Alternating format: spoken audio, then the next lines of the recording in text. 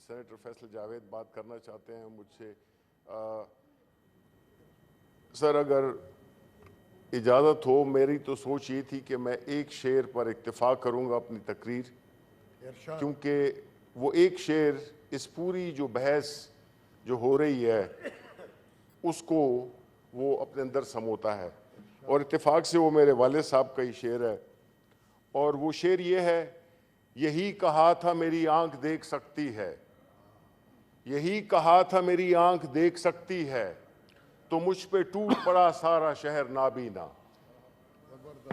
जनाब चेयरमैन, आज जो बातें हमारे ऑपोजिशन के ट्रेजरी बेंचेस के जो बातें कर रहे थे, इनकी बातें सुनी, और फिर जो हमारे चेयरमैन इमरान खान ने जो जिस बात का ये आज इतना बात का बतंगड़ बना रहे हैं, तो वो यही शेर था जिसकी वो अक्कासी कर रहे थे जब उन्होंने ये कहा, जो कि उन्होंने कहा कि अगर ये मुल्क इकोनॉमिकली स्ट्रांग नहीं होगा, मुआशी तौर पे मजबूत नहीं होगा, और अगर इस मुल्क में ऐसी हुकूमतें लाई जाएंगी और गिराई जाएंगी किसी की ईमा पर, तो इस मुल्क में बहुत से मसाइल पैदा हो सकते हैं, जिनमें से ये भी है कि ये बहुत दूर की बात नहीं, जिस तरह मेरे कॉलीग्स ने भी बात की कि हम 71 में भी देख चुके हैं, अपने मुल्क में देख चुके हैं।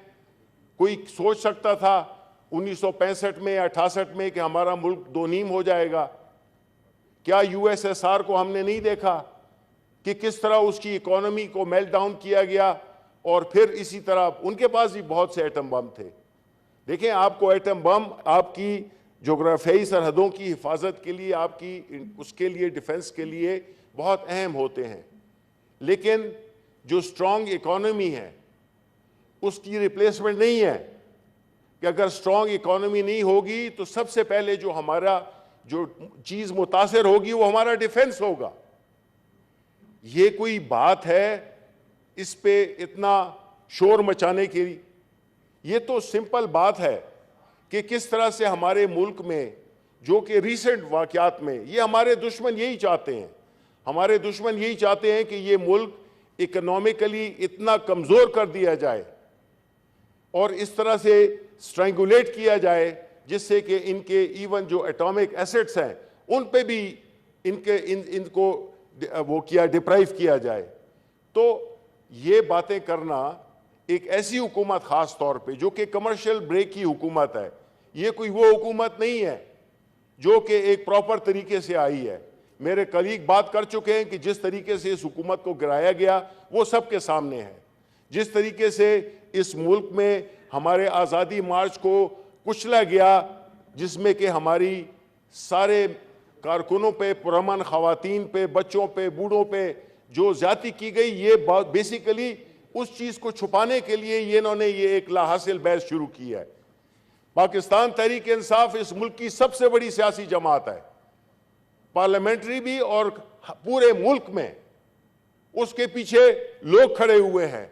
अगर ये ऑब्स्टिकल्स लगा के मुख्तलिफ किस्म के हरबे इस्तेमाल करके, जुल्म सितम करके, पुलिस गर्दी करके, वहशानापन करके लोगों की आवाज़ को दबाना चाहते हैं, ये नहीं कर सकते हैं। आज इन्होंने हड़ताल की वो एहतजाज की कॉल भी दी है। आप देखें आज हमारा जलसा है, प्राइम मिनिस्टर जो हमारे थे और हमारे चेयरमैन इमरान खान, उनका जलसा भी आप देखेंगे।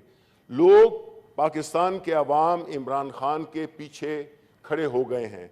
उनको ये सारी गेम जो कि इस मुल्क में जो होता रहा है और जिसके अलाकार बदकिस्मती से हमारे कुछ दानिस्ता तौर पे इनके लीडरान, उनका तो इस मुल्क से कोई वफा नहीं है, उनकी तो इंटरेस्ट नहीं है। मेरा मतलब है इंटरेस्ट। इनकी तो जायदादें भी बाहर हैं, इनके तो बच्चे, औलादें, फैमिलीज वो हैं। कैसे एक हुकूमत जिसमें के सारे कन्विक्टेड हो? अभी गिलानी साहब बात कर रहे थे कि आसिफ अली जरदारी को 15 साल जेल में रखा गया, वो किसने रखा था? इज वही ऑर्डर। लोग टंगड़ी हैं। साहब, आप हर एक वही के लोग हैं। तकरीर में बोलते हो, फिर जब आपकी तकरीर में कोई बोले तो आपको बड़ी चिढ़ आती है। प्लीज, क्यों हाउस का माहौल खराब कर रहे हैं आप? जी, ये वही लोग हैं जो कि जिसके साथ ये आज इन बैठे हैं, जिनके साथ आज ये पींगे बढ़ाई हुई हैं। इधर ऐसे भी लोग बैठे हुए हैं जो इन्होंने आसिफ अली जरदारी की जुबान को काटा।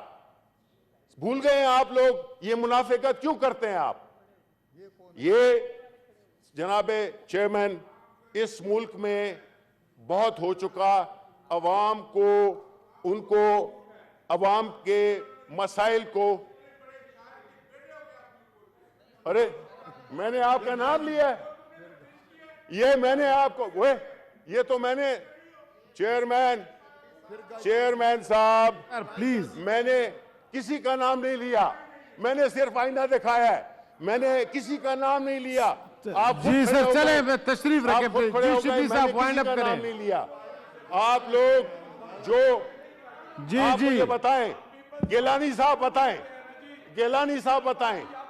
प्लीज आप तशरीफ रखें जनाब। चौधरी साहब तशरीफ रखें। चेयरमैन साहब प्लीज तशरीफ रखें। आप बताएं। जी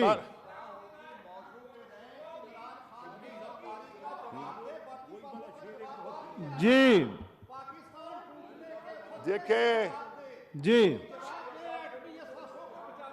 देखें जी। चेयरमैन साहब, आप बैठ जाएं आराम। जी जी, आप तारड़ साहब आप बैठ जाएं, मुझे बात करने दें। मुझे पता है, मैं फिर वही शेर दोहराता हूं, यही कहा था मेरी आंख देख सकती है तो मुझ पे टूट पड़ा सारा शहर नाबीना। ये वो लोग हैं चेयरमैन साहब, ये वो लोग हैं जो मुनाफिकत करते हैं। इन्होंने एक दूसरे पे मुकदमे किए, इन्होंने एक दूसरे को चोर डाकू कहा। आज जो है इक्तिदार की खातिर ये इकट्ठे हो गए हैं। Thank you sir. आज जो है तो ये जमहूरियत हमें सिखाते हैं। गिलानी साहब आप उठ के बताएं कि जो उधर से कोई एक बंदा उठ के खड़ा कह रहा है ये सच है कि नहीं है? मैंने तो नाम नहीं लिया था, मैं तो सिर्फ हकाइक बयान कर रहा हूं। और अगर मेरी बात गलत है तो मैं बड़ी कदर से कहूंगा आसिफ अली जरदारी साहब, उनकी जो पार्टी की लीडरशिप है, गिलानी साहब जो कि एक बड़े मोहतरम हमारे कलीग हैं, वो इस बात को डिनाई करें कि ऐसा नहीं हुआ था। ये तो मैं कॉन्टेक्स्ट में बात कर रहा हूं। बात यह है सर कि जो इकोनॉमिक मेल्टडाउन इनके आने से क्रिएट हुआ है, जो कि बैंकरप्सी की तरफ पाकिस्तान जा रहा है, मैं एज अ बैंकर बता रहा हूं कि मुल्क के फाइनेंशियल हालात इनके आने के साथ बिल्कुल डूब गए हैं। इन्होंने मुल्क को बिल्कुल दिवालिया कर दिया है। इस वजह से कौम, मुल्क जो है टूटते इस वजह से नहीं है कि उनका डिफेंस कमजोर है, वो टूटते इस वजह से है कि उनकी इकोनॉमी को ये नया तरीका है, उनको मेल्ट डाउन किया जाता है। और ये जो हुकूमत इस वक्त आई हुई है हमारे दूसरे हाउस में, सर जी उधर एक अपोजिशन ही नहीं है, अपोजिशन ही नहीं है, एक ढकोसले से किसी शख्स को बनाया गया है। ये जमहूरियत की बातें करते हैं, ये इमरान खान की बातों पे पहुंचने के लिए जो है ना, आपको एक सदियां लगेंगी आपको। आप जो है तो एक लीडर जो एक विजनरी लीडर है, जो उसने बात कही है बिल्कुल इस मुल्क के इंटरेस्ट में कही है कि हमने अगर करेक्शंस ना की तो हमारा हाल बहुत बुरा होगा। हमने करीब में देखा है श्रीलंका में क्या हुआ है। किस तरह एक फॉरेन पॉलिसी इंडिपेंडेंट हो सकती है जब आप इकोनॉमिकली जीरो हो। Thank you sir. Thank you sir. Thank you. Honourable senator Mushtaq साहब।